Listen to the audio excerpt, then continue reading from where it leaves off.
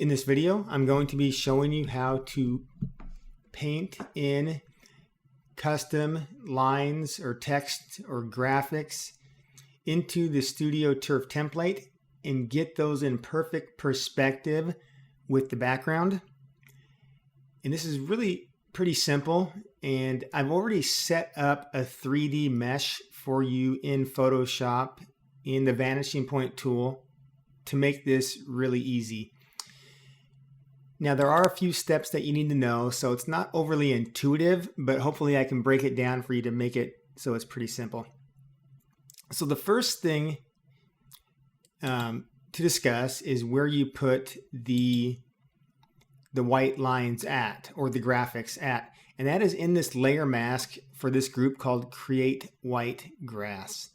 So inside this mask, wherever you paint white or fill with white is going to become white.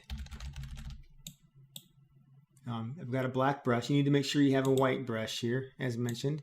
Anything that you paint white will become white. And how this is actually working is inside of this layer group, there are two layers. The first is a desaturation layer, and that turns the grass desaturated, so just neutral gray. And the second layer is a brightness contrast layer. And you'll just want to use the brightness only on this, and you can adjust this brighter or dimmer depending on what you like. So somewhere in there is pretty good, I think. And that's all there is to how this works. So it's really pretty simple to understand the concept of how this works, but how do you get text and get that in perspective, or any graphics as far as lines for that matter, into this design?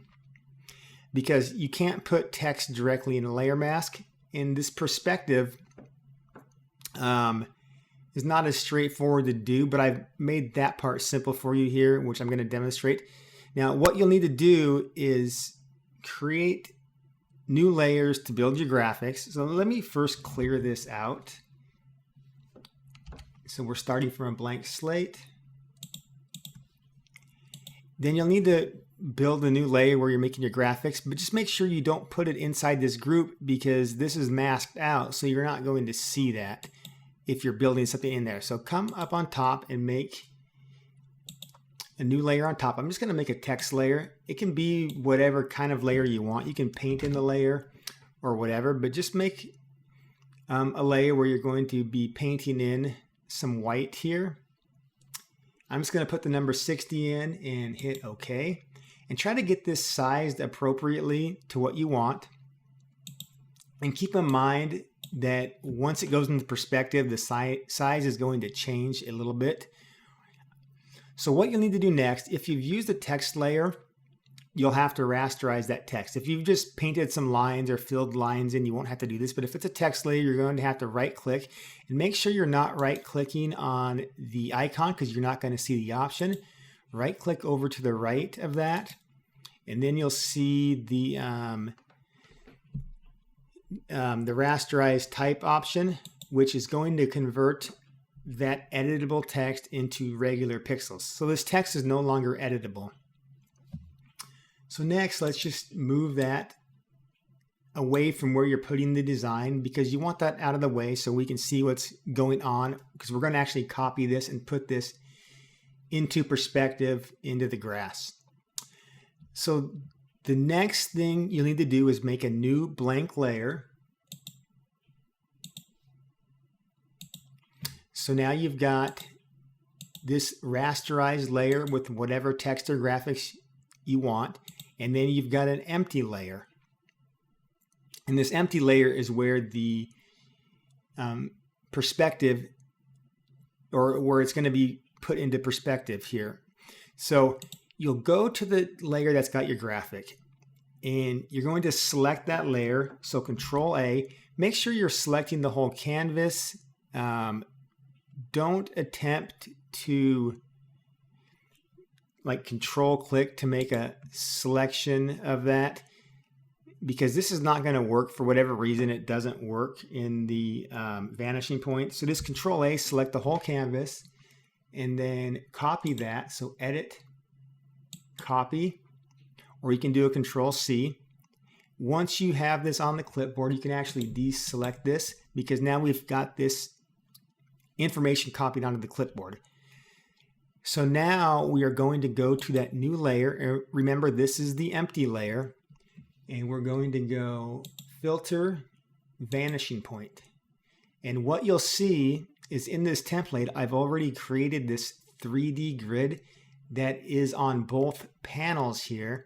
So you don't need to create this. It's already done for you. And then Control V to paste on Windows or Command V on Mac. It's going to drop that graphics in there. Then you're just going to move it over the plane and you'll see it snap to this grid. So wherever you're putting that, this is staying in perfect perspective, and that perspective is changing wherever you put that. Now, if the size is wrong on this, just hit cancel and then resize your graphic, because if you try to resize this after it's done, it's not going to look right. You're going to lose the proper perspective. So if the size is wrong, you'll go into here, you'll resize that. And then once you're done, you'll go back into, and then you'll recopy that to the clipboard again. But then you'll go back into the vanishing point, and once again, Control V after you've copied the new text or graphics, and then move it into place. And very important, get it where you want it to be, because if you try to move this later, which I'll demonstrate, it's going to lose the perspective. So let's just hit OK there. I think that's good. So now we've got this in place, and we don't need this temporary layer anymore. I only kept that in case we needed to go back and resize that. But once you've got this in here, you don't need that layer. Then you're going to control click on this layer on Windows or command click on Mac, and that loads it as a selection. Once you've got that as a selection, you can actually delete that layer, because all you need is the selection. You'll go into your mask and make sure you click on the mask and not the folder. So when you click on the mask, you see this white border around the mask where it says create white grass. And then you can fill this with white. And then we can deselect that. And so we've got this in there now. And it looks good, except for the edges are a bit hard on this. So what we'll do is go into do a Gaussian blur. So filter, blur, and then Gaussian blur. I think I'll give this around 15 pixels and then hit OK. And that's not actually blurring the grass, that's blurring the mask so it fades out the transition of white to green. So overall that looks pretty good. And then again, as mentioned, you can go in and change the intensity of the white so it's as bright as you want.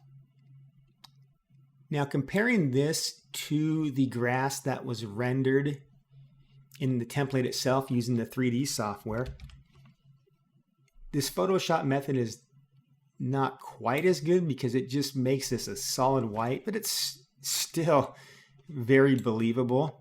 Whereas in the 3D software, I actually went a little overboard and put little green grass blades growing through the white to try to simulate as if this had been painted, 5 or 6 days ago, and you're starting to get some new green growth and growing out, and then you've got some dying yellow blades in there too. So I tried to make this look a little more believable, but you can't do that in Photoshop. That can only be done in the 3D software. With Photoshop, this is about as good as we can do here. So that's pretty much it for how to do this.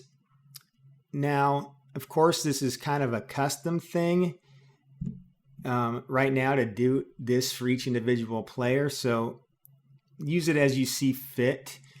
But one thing I am thinking of, and I've not even tested this yet, but it's something I might try out in the future.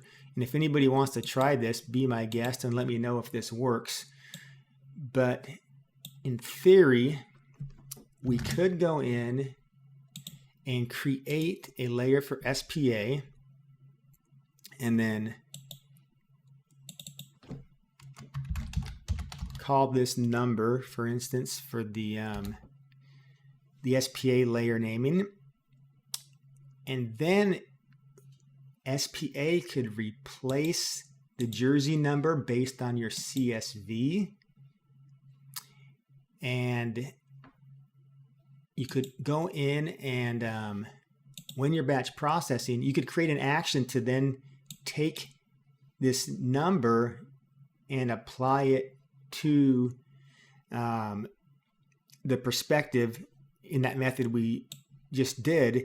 And that way that's saved in an action. And when SPA runs, you could then select your action that you had created to take that text and then put it into the mask. That's something I think I'll try out in the future. And if it works good, I would put out a free action for the people who purchase the template to be able to use that. But like I say, there's something that I have not tested yet.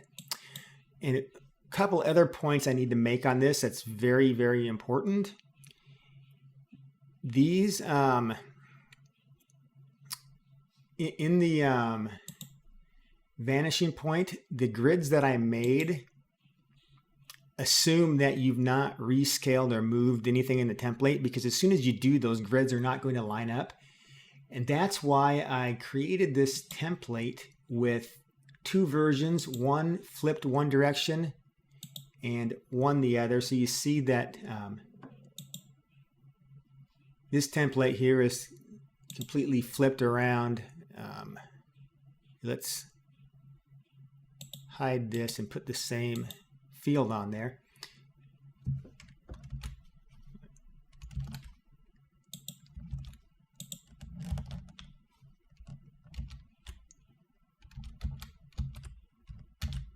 All right, so you see that one is flipped in the complete other direction. We got the pylon on the one side and the panels are flipped.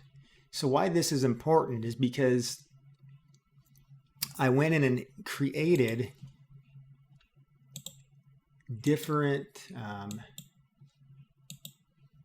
the 3D planes for each version. So if you go into vanishing point here, you'll see this lines up. But if you went in and wanted to use the template in the other direction, for example, and you flipped the whole template yourself, I need to go into,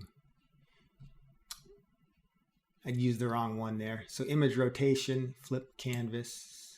Okay, so if you went in and flipped the template yourself and just wanted to use it this way, when you do that in Photoshop, it does not flip the 3D mesh in the vanishing point. I wish it did, but it doesn't. So if you go into vanishing point now you see this grid no longer lines up. And so that perspective is no longer going to align.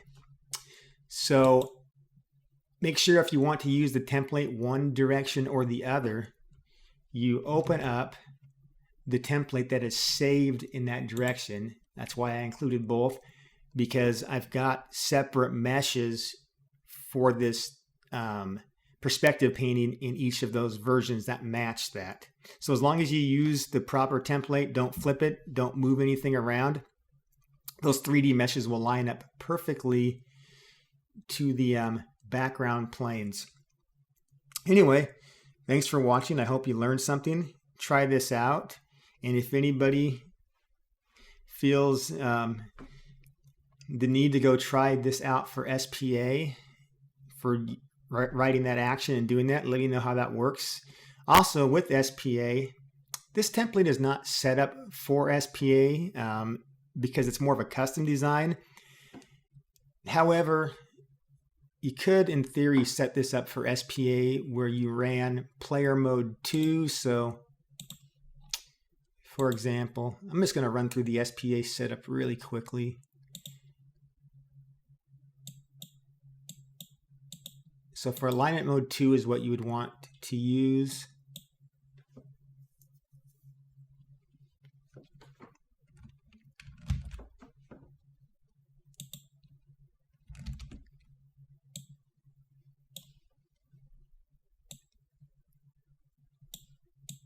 You would get the bottom of the feet and the face lined up where you wanted it. So then when you run SPA, you could get this to drop the players into place, but it's not going to have the grass and the shadow, of course. But when you run, you could use this pause on finished image checkbox. And then after it drops each image in place, then you could quickly brush the grass over the feet and brush in your shadow.